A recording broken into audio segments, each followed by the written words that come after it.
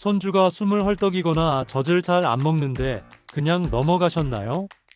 많은 할머니, 할아버지들이 아기는 원래 그런 거야 라고 생각하십니다. 하지만 이것이 심장병의 신호일 수 있다는 사실을 아십니까? 우리나라에서 태어나는 아기 100명 중 1명은 선천성 심장병을 가지고 태어납니다. 생각보다 훨씬 흔합니다. 그런데 더 놀라운 사실이 있습니다. 이 중 절반은 출생 직후 바로 발견되지 않습니다. 증상이 미묘하기 때문입니다. 조기 발견이 생명을 좌우합니다. 몇 주, 며칠의 차이가 아이의 평생을 바꿉니다. 제때 치료하면 대부분 정상적인 생활이 가능합니다. 하지만 늦으면 심각한 합병증이 생기거나 치료 시기를 놓칠 수 있습니다. 오늘 이 영상에서는 선천성 심장병의 모든 것을 알려드립니다. 어떤 증상을 주의해야 하는지, 언제 병원을 찾아야 하는지, 치료는 어떻게 하는지 상세히 설명해 드립니다. 손주를 돌보시는 분들, 임신한 자녀나 며느리가 있으신 분들께 꼭 필요한 정보입니다. 실제 사례를 통해 조기 발견의 중요성도 보여드리겠습니다. 지금부터 10분간 집중해 주세요. 이 정보가 손주의 건강을 지킬 수 있습니다. 선천성 심장병은 아기가 엄마 뱃속에 있을 때부터 가지고 태어나는 심장 질환입니다. 심장은 4개의 방으로 이루어져 있습니다. 위쪽 2개는 심방이고 아래쪽 2개는 심실입니다. 이 방들 사이에는 벽이 있고 문 역할을 하는 판막이 있습니다. 선천성 심장병은 이런 구조에 문제가 있는 것입니다. 벽에 구멍이 뚫려 있거나 판막이 제대로 열리고 닫히지 않거나 혈관이 잘못 연결되어 있을 수 있습니다. 왜 이런 문제가 생길까요? 대부분은 원인을 정확히 모릅니다. 엄마가 뭘 잘못해서 생기는 것이 아닙니다. 심장은 임신 초기 8주 안에 만들어지는데 이 과정에서 문제가 생기는 것입니다. 하지만 몇 가지 위험 요인은 있습니다. 임신 초기에 풍진 같은 감염이 있거나 특정 약물을 복용하거나 당뇨병이 조절되지 않으면 위험이 높아집니다. 가족 중에 선천성 심장병 환자가 있으면 확률이 조금 높아집니다. 선천성 심장병의 종류는 매우 다양합니다. 간단한 것부터 복잡한 것까지 수십 가지가 있습니다. 가장 흔한 것들을 알아보겠습니다. 심실 중격 결손증은 가장 흔한 선천성 심장병입니다. 심장의 아래쪽 2방, 즉 좌심실과 우심실 사이의 벽에 구멍이 뚫려 있는 것입니다. 이 구멍을 통해 피가 섞입니다. 정상적으로는 왼쪽 심실에서 온몸으로 피를 보내고 오른쪽 심실에서 폐로 피를 보냅니다. 하지만 구멍이 있으면 왼쪽에서 오른쪽으로 피가 넘어갑니다. 그러면 폐로 가는 피가 너무 많아집니다. 구멍이 작으면 증상이 거의 없습니다. 아기가 잘 자라고 별 문제 없이 지냅니다. 의사가 청진기로 들었을 때 잡음이 들려서 발견됩니다. 작은 구멍은 저절로 막히는 경우가 많습니다. 하지만 구멍이 크면 문제가 생깁니다. 젖을 잘 안 먹고 숨이 찹니다. 땀을 많이 흘리고 체중이 잘 안 늡니다. 감기에 자주 걸리고 폐렴이 잘 생깁니다. 치료 시기가 중요합니다. 구멍이 크면 생후 6개월에서 1년 사이에 수술합니다. 너무 오래 두면 폐에 무리가 가서 나중에 문제가 생깁니다. 요즘은 수술 기법이 발전했습니다. 가슴을 크게 열지 않고 작은 절개로 수술할 수 있습니다. 카테터를 이용해서 막는 방법도 있습니다. 회복도 빠르고 흉터도 작습니다. 박모 씨의 손녀 이야기를 들려드리겠습니다. 손녀가 태어났을 때 건강해 보였습니다. 신생아 검사에서도 특별한 이상이 없었습니다. 박 씨는 기쁜 마음으로 손녀를 돌봤습니다. 그런데 생후 2개월쯤부터 이상한 점을 발견했습니다. 젖을 먹다가 자주 쉬었습니다. 30분이 걸려야 겨우 먹었습니다. 먹고 나면 땀을 많이 흘렸습니다. 숨소리도 거칠었습니다. 자다가 헐떡이는 것 같았습니다. 다른 아기들보다 체중 증가도 느렸습니다. 박 씨는 며느리에게 병원에 가보자고 했습니다. 하지만 며느리는 신생아는 원래 그래요라며 괜찮다고 했습니다. 열도 없고 기침도 없으니 감기는 아니라고 생각했습니다. 하지만 박 씨는 계속 불안했습니다. 3개월 건강검진 때 의사에게 자세히 말했습니다. 젖을 잘 안 먹고 땀을 많이 흘린다고, 숨소리가 거친 것 같다고 말했습니다. 의사가 청진기로 오래 들어봤습니다. 심장에서 잡음이 들렸습니다. 바로 초음파 검사를 했습니다. 심실 사이에 큰 구멍이 있었습니다. 대학병원으로 갔습니다. 소아심장과 전문의가 정밀 검사를 했습니다. 심실 중격 결손증이 확진되었습니다. 구멍이 커서 수술이 필요했습니다.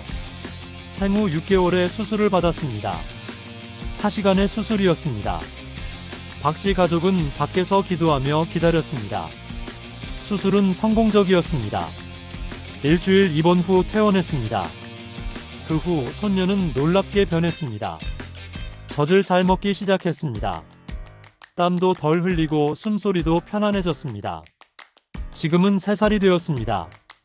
또래 아이들처럼 뛰어놀고 건강하게 자라고 있습니다. 정기 검진에서도 문제가 없습니다. 박 씨는 말합니다. 할머니의 직감을 믿길 잘했어요. 조금만 늦었어도 큰일 날 뻔했어요. 심방 중격 결손증도 흔한 선천성 심장병입니다.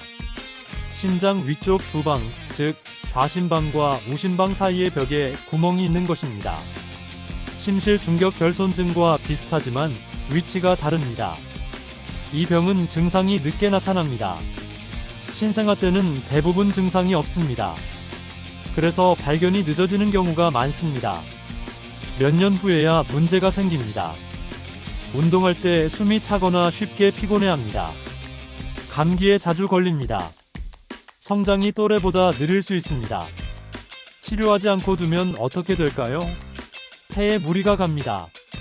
나중에는 폐동맥 고혈압이 생길 수 있습니다. 심장에도 부담이 가서 심부전이 올 수 있습니다. 다행히 요즘은 카테터로 간단히 막을 수 있습니다. 가슴을 열지 않고 다리 혈관을 통해 장치를 넣습니다. 1시간 정도면 끝나고 다음날 퇴원합니다. 주변에 손주를 키우시는 분이 계시다면 이 영상을 꼭 공유해주세요. 조기 발견이 아이의 미래를 바꿉니다. 동맥관계존증은 신생아, 특히 미숙아에게 흔합니다. 엄마 뱃속에 있을 때는 폐를 사용하지 않습니다. 대신 엄마한테서 산소를 받습니다. 그래서 폐를 우회하는 길이 있는데 이것을 동맥관이라고 합니다. 태어나면 이 길이 자연스럽게 닫힙니다. 보통 생후 며칠 안에 막힙니다. 하지만 어떤 아기는 이것이 계속 열려 있습니다. 동맥관이 열려 있으면 심장과 폐에 무리가 갑니다. 숨이 차고 젖을 잘 안 먹습니다. 체중이 잘 안 늡니다. 미숙아는 더 위험합니다. 폐가 아직 미성숙해서 호흡 문제가 심해질 수 있습니다. 뇌출혈이나 장 괴사 같은 합병증도 생길 수 있습니다. 치료는 약물이나 수술로 합니다. 약으로 동맥관을 닫을 수 있습니다. 효과가 없으면 카테터나 수술로 막습니다. 폐동맥 협착증은 심장에서 폐로 가는 혈관이 좁아진 것입니다. 폐동맥 판막이 좁거나 두꺼워서 피가 잘 안 나갑니다. 그러면 오른쪽 심장의 압력이 높아집니다. 증상은 협착이 얼마나 심한지에 따라 다릅니다. 가벼우면 증상이 없습니다.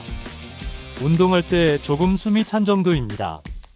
심하면 신생아 때부터 증상이 나타납니다. 청색증이 생길 수 있습니다. 입술이나 손톱이 파래지는 것입니다. 이것은 산소가 부족하다는 신호입니다. 치료는 카테터로 할 수 있습니다. 풍선을 부풀려서 좁아진 부분을 넓힙니다. 풍선 확장술이라고 합니다. 효과가 좋고 안전합니다. 대혈관 전이증은 심각한 선천성 심장병입니다. 정상적으로는 좌심실에서 대동맥이 나가고 우심실에서 폐동맥이 나갑니다. 하지만 이 병은 반대로 연결되어 있습니다. 그러면 온몸을 돈 피가 다시 온몸으로 가고 폐를 돈 피가 다시 폐로 갑니다. 산소가 풍부한 피가 온몸으로 가지 못합니다. 증상은 출생 직후 나타납니다. 심한 청색증이 생깁니다. 숨을 헐떡이고 심박수가 빠릅니다. 즉시 치료하지 않으면 생명이 위험합니다. 응급처치로 약물을 씁니다. 동맥관을 열어서 피가 섞이게 합니다. 그 다음 카테터로 심방 사이에 구멍을 크게 만듭니다. 수술은 생후 1주에서 2주 안에 합니다. 혈관을 올바른 위치로 연결하는 큰 수술입니다. 수술이 잘 되면 정상적인 생활이 가능합니다. 선천성 심장병의 증상을 정확히 알아야 합니다. 가장 중요한 신호는 청색증입니다. 입술, 혀, 손톱이 파래지는 것입니다. 운다거나 젖을 먹을 때 더 심해집니다. 이것은 산소가 부족하다는 심각한 신호입니다. 즉시 병원에 가야 합니다. 호흡 곤란도 중요한 증상입니다. 숨을 빨리 쉬거나 헐떡입니다. 가슴이 움푹움푹 들어갑니다. 콧구멍이 벌렁거립니다. 숨쉬기 힘들어 보입니다. 수유 곤란을 주의하세요. 젖을 먹다가 자주 쉽니다. 30분 이상 걸려도 조금밖에 안 먹습니다. 먹고 나면 땀을 많이 흘립니다. 피곤해서 자주 잡니다. 체중 증가가 느립니다. 또래보다 작고 마릅니다. 아무리 먹여도 살이 안 찝니다. 이것은 심장이 제대로 일하지 못해서 에너지가 부족한 것입니다. 땀을 많이 흘립니다. 특히 이마와 머리에서 땀이 많이 납니다. 자다가도 땀에 젖습니다. 젖을 먹을 때는 더욱 심합니다. 감염이 잘 생깁니다. 감기나 폐렴에 자주 걸립니다. 한 번 걸리면 오래 갑니다. 잘 낫지 않습니다. 선천성 심장병은 어떻게 진단할까요? 임신 중에 발견할 수 있습니다. 산전 초음파에서 심장을 자세히 봅니다. 임신 20주쯤 태아 심장 초음파를 합니다. 큰 이상은 이때 발견됩니다. 출생 직후에도 검사합니다. 신생아 선별 검사에 심장병 검사가 포함됩니다. 산소 포화도를 측정합니다. 손과 발에 센서를 붙여서 산소 수치를 확인합니다. 의사의 진찰도 중요합니다. 청진기로 심장 소리를 듣습니다. 잡음이 들리면 심장병을 의심합니다. 하지만 모든 심장병이 잡음을 만드는 것은 아닙니다. 증상이 있으면 정밀 검사를 합니다. 심장 초음파가 가장 중요합니다. 심장의 구조를 자세히 볼 수 있습니다. 판막이 제대로 움직이는지, 혈관이 올바르게 연결되었는지 확인합니다. 심전도도 합니다. 심장의 전기 신호를 기록합니다. 리듬이 정상인지, 심장에 무리가 가지 않는지 봅니다. 가슴 엑스레이도 찍습니다. 심장 크기와 모양을 확인합니다. 폐에 피가 많이 몰려 있는지도 봅니다. 복잡한 경우에는 심장 CT나 MRI를 합니다. 3차원으로 심장 구조를 정밀하게 봅니다. 수술 계획을 세우는 데 도움이 됩니다. 선천성 심장병 치료는 병의 종류와 심한 정도에 따라 다릅니다. 가벼운 경우는 지켜보기만 합니다. 작은 구멍은 저절로 막히는 경우가 많습니다. 정기적으로 검진하며 경과를 봅니다. 약물 치료도 있습니다. 심장이 더 잘 일하도록 돕는 약을 씁니다. 몸에 물이 차지 않도록 이뇨제를 쓰기도 합니다. 카테터 시술은 수술보다 간단합니다. 다리 혈관을 통해 가느다란 관을 넣습니다. 심장까지 들어가서 문제를 해결합니다. 구멍을 막거나 좁아진 혈관을 넓힙니다. 가슴을 열지 않아서 회복이 빠릅니다. 수술은 복잡한 경우에 필요합니다. 가슴을 열고 심장을 직접 고칩니다. 인공심폐기를 사용해서 심장을 멈춘 상태에서 수술합니다. 구멍을 꿰매거나 판막을 고칩니다. 혈관을 올바른 위치로 옮기기도 합니다. 요즘은 수술 기법이 많이 발전했습니다. 최소 침습 수술로 작은 절개만 합니다. 로봇 수술도 가능합니다. 회복이 빠르고 흉터도 작습니다. 심장 이식이 필요한 경우도 있습니다. 심장이 너무 심하게 망가진 경우입니다. 하지만 이것은 매우 드뭅니다. 수술이 끝나면 관리가 시작됩니다. 처음에는 중환자실에 있습니다. 의료진이 24시간 관찰합니다. 심장 박동, 혈압, 산소 포화도를 계속 확인합니다. 인공호흡기를 달고 있을 수 있습니다. 며칠 후 일반 병실로 옮깁니다. 천천히 회복합니다. 젖이나 우유를 조금씩 먹기 시작합니다. 움직임도 늘어납니다. 퇴원 후에도 정기 검진이 필수입니다. 처음에는 자주 병원에 갑니다. 한 달에 한 번, 그 다음에는 3개월에 한 번씩입니다. 심장 초음파로 상태를 확인합니다. 약을 먹어야 할 수 있습니다. 의사 지시대로 정확히 먹여야 합니다. 임의로 끊으면 안 됩니다. 감염 예방이 중요합니다. 감기에 걸리지 않도록 조심합니다. 사람 많은 곳을 피합니다.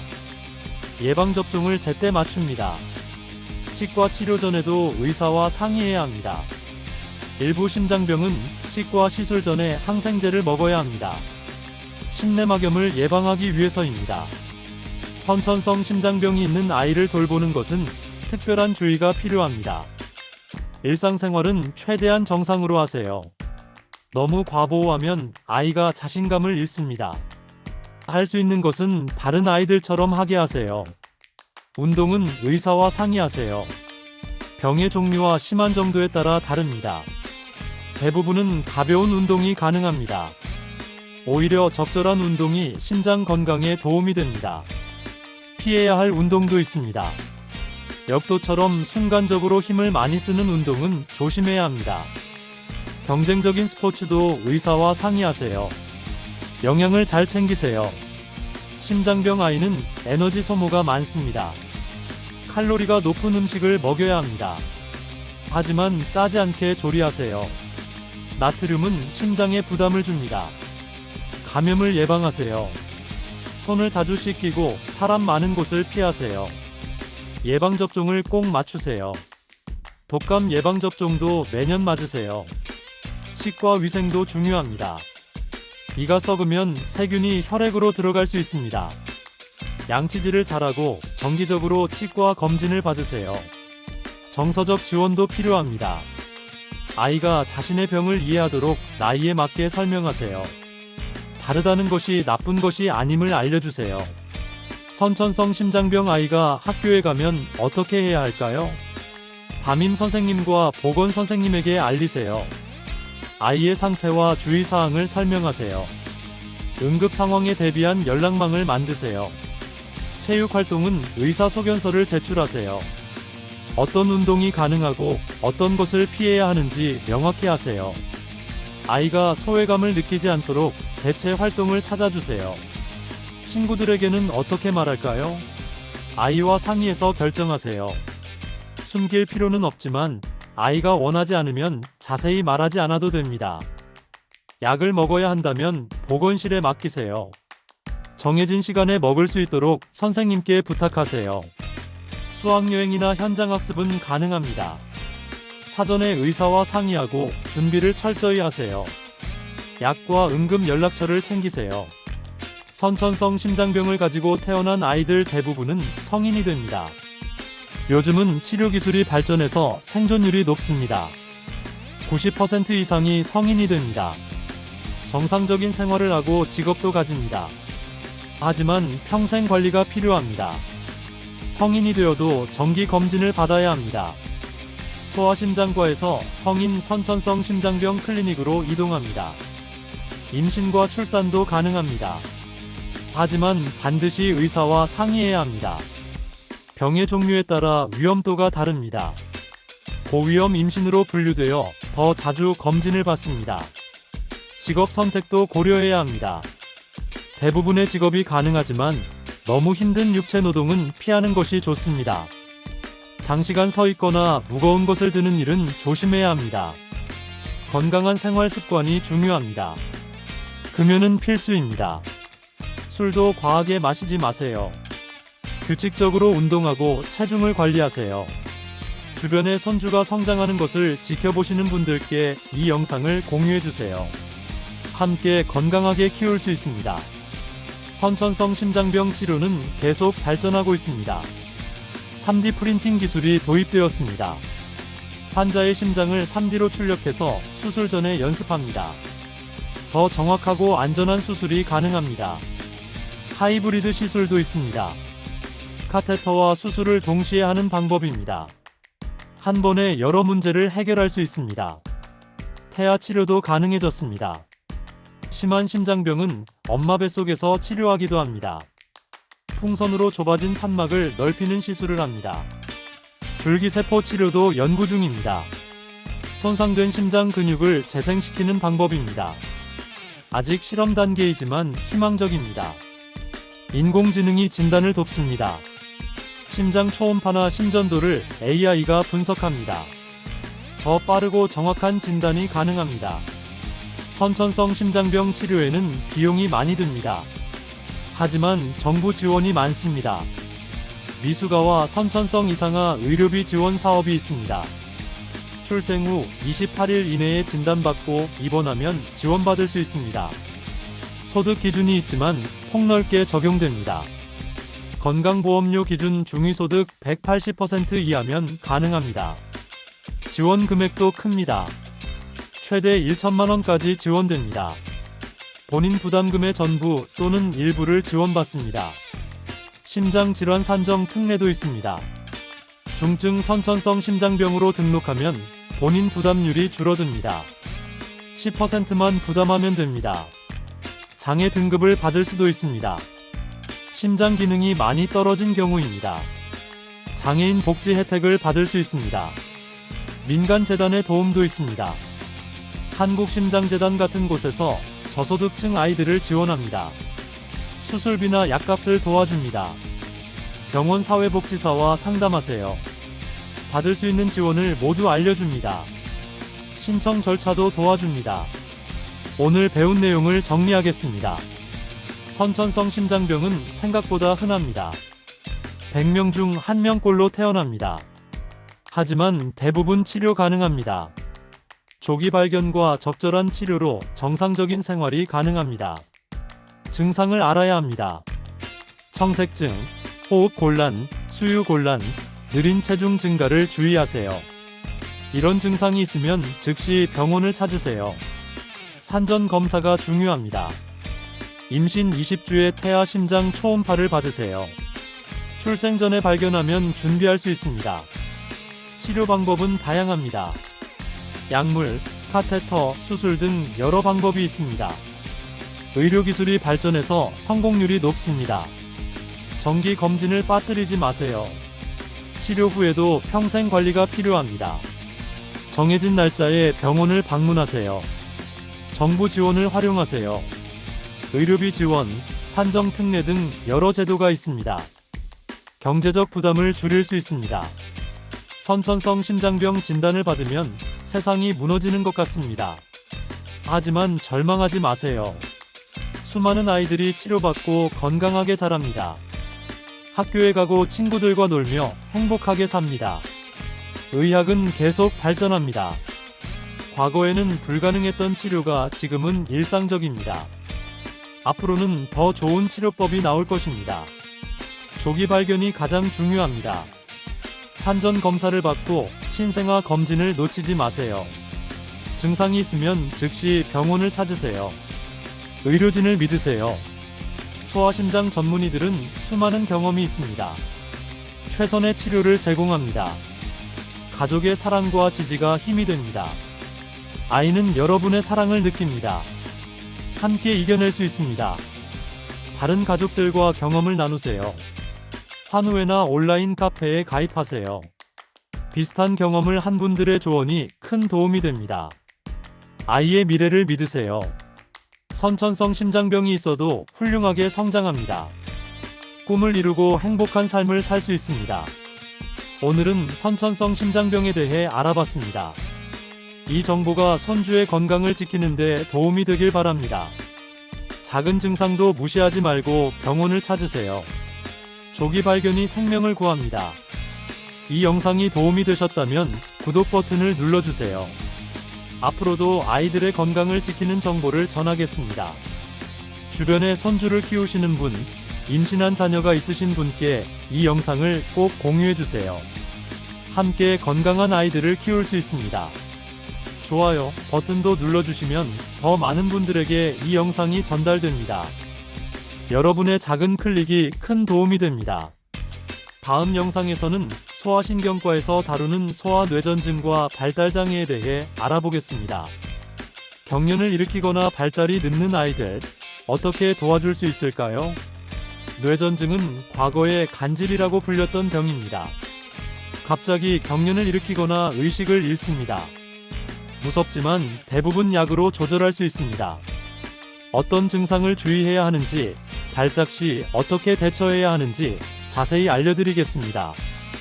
발달장애도 조기 발견이 중요합니다. 말이 늦거나 또래보다 발달이 느린 아이들, 어떻게 도와줄 수 있는지 구체적인 방법을 알려드리겠습니다. 다음 영상도 기대해 주시고 건강하게 또 만나요. 여러분 가족의 건강을 응원합니다.